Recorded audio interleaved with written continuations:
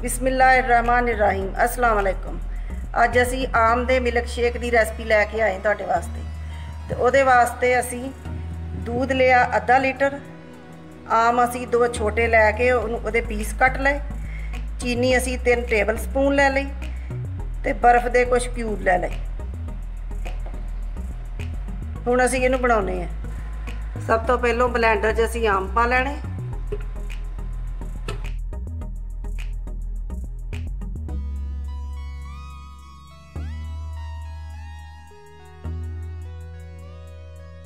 चीनी पा लैनी, बर्फ पा लैनी। हुण असी दुध पा लैना।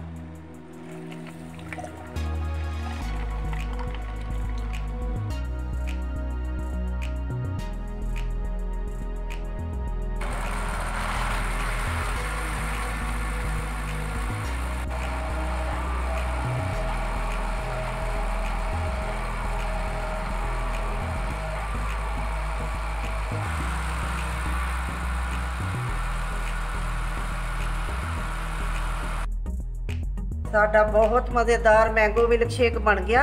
हुण असीं इहनूं गिलासां 'च पा लैने ते उम्मीद है तुहानूं पसंद आएगा। अल्लाह हाफिज़।